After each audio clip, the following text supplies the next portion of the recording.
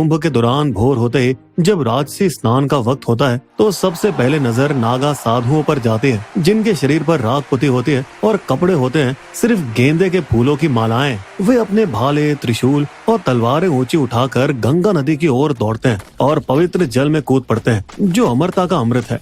फिर कुछ और भी दिलचस्प बाबा होते हैं, भूल भुलैया के छोटे पंडित की तरह, जहाँ एक बाबा ने सालों से स्नान नहीं किया है, और एक ऐसे भी हैं जो हर रोज गंगा जल के 51 घड़ों से स्नान करते हैं।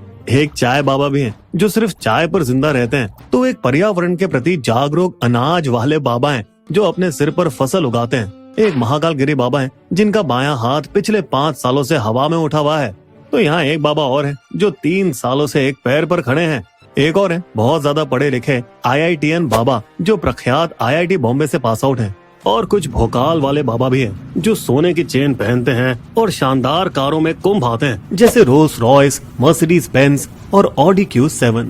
हर महाकुंभ में एक अलग अखाड़ा चुना जाता है जो सभी 6 शुभ दिनों पर राजसी स्नान का नेतृत्व करता है। पौष पूर्णिमा, मौनी अमावस्या, मकर संक्रांति, वसंत पंचमी, माघी पूर्णिमा, महाशिवरात्रि। बात यह है कि जब हर 12 साल में चंद्रमा और बृहस्पति एक साथ आते हैं तो जादुई नदी सरस्वती, जिसमें अमर होने का अमृत होता है, वो गंगा और यमुना से मिल जाती है। और इन्हीं नदियों के संगम में देश विदेश से करोड़ों तीर्थ यात्री अपने पाप धोने और आशीर्वाद लेने आते हैं। ये पृथ्वी का सबसे बड़ा आध्यात्मिक महोत्सव महाकुंभ मेला फिर से 13 जनवरी से 25 फरवरी 2025 तक हो रहा है। और इसकी रहनुमाई और कोई नहीं बल्कि यूपी के मुख्यमंत्री योगी आदित्यनाथ कर रहे हैं, जिनका लक्ष्य भी अमरता के अमृत जल में स्नान करके अपनी हिंदू हृदय सम्राट छवि को मजबूत करना है। क्योंकि 2024 के लोकसभा चुनावों में उन्हें बुरी तरह से हार का सामना करना पड़ा था, जब यूपी में भाजपा की सीटें 62 से घटकर 33 हो गई थी। वो भी अयोध्या में भव्य राम मंदिर का निर्माण होने के बावजूद, जो भाजपा का सबसे महत्वपूर्ण चुनावी दांव था।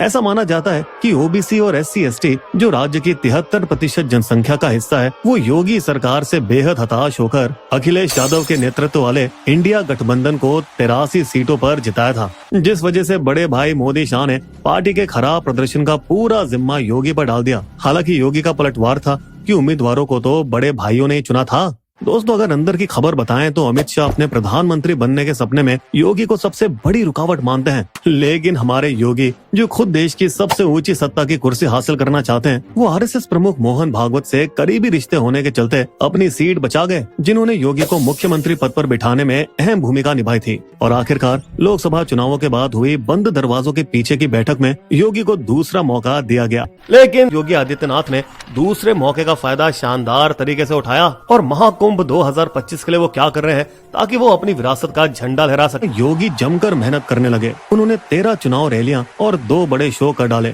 उपचुनाव के सिर्फ 9 विधानसभा सीटों के लिए। और अब उन्होंने पिछली गलतियों को सुधारने के लिए 4 OBC और एक दलित उम्मीदवार चुना, जिससे मेहनत रंग लाई और उन्हें सफलता मिली, क्योंकि भाजपा ने 9 में से 7 सीटें जीत डाली।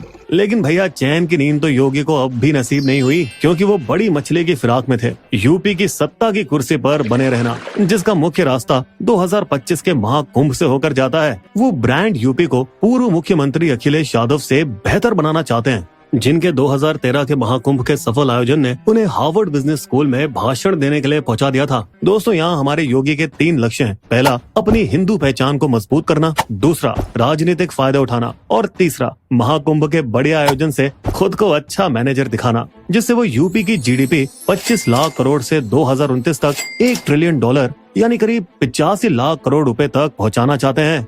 क्योंकि जहाँ 2019 के अर्ध कुंभ मेले में 1,20,000 करोड़ का राजस्व पैदा हुआ था, वहीं 2025 का महाकुंभ शायद उससे 2 गुना या 3 गुना राजस्व जुटा सकता है।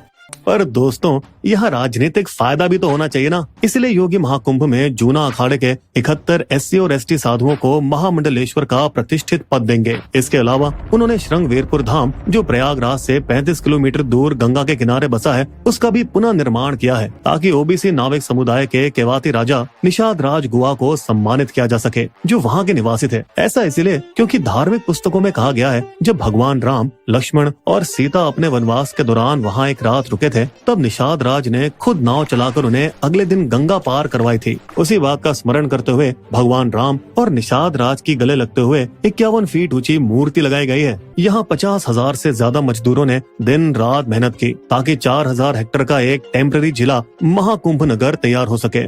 शहर के इंफ्रास्ट्रक्चर को सुधारने और मेले में अच्छी सुविधाओं के लिए 5,500 करोड़ रुपए की विकास योजनाएं चल रही हैं। 200 रुपए हर रात के किराए वाली 2,000 बिस्तरों की डॉर्मेट्री से लेकर 35,000 रुपए के लग्जरी टेंट्स तक इस भव्य मेले में सभी की व्यवस्था की गई है। आम जनता और अमीर दोनों भारत की कंपनियों को भी इस अवसर में फायदा दिख रहा है और वो महाकुंभ के दौरान ब्रांडिंग और मार्केटिंग पर 3,000 करोड़ रुपए खर्च कर रही है।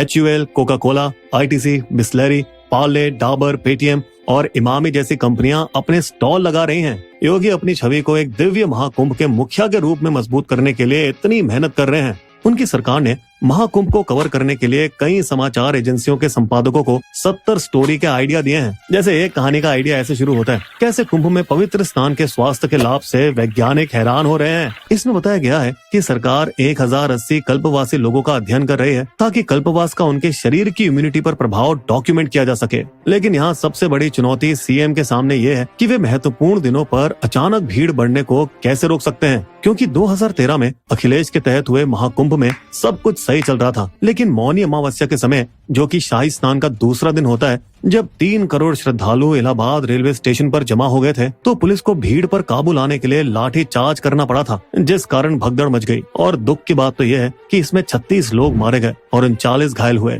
ऐसी भगदड़ से बचने के लिए योगी सरकार ने बॉलीवुड आर्ट डायरेक्टर पवन दुबे को हायर किया है, जिन्होंने अपनी क्रिएटिव एक्सपर्टीज का इस्तेमाल करते हुए महाकुंभ के हर कोने पर नजर रखने के लिए एक आधुनिक कंट्रोल रूम बनाया है, जो कि 24 घंटे काम करेगा। इस बार AI कंपनी कृत्रिम की मदद से एक AI चैट बॉक्स सहायक यानी कि दोस्त भी मौजूद है, जो आपको महाकुंभ मेले के बारे में सब जानने और घूमने में मदद करेगा।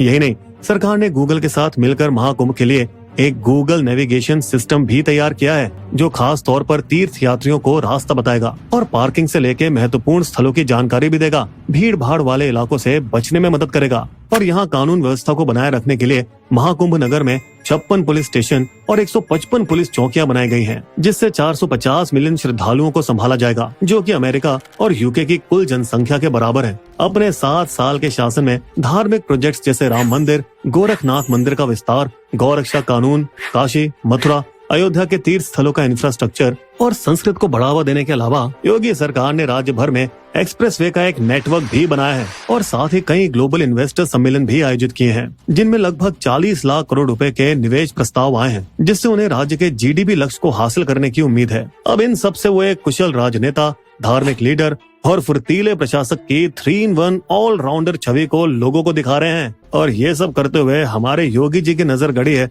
सबसे ऊंची राज गद्दी पर। बस अब यहाँ सिर्फ हमारे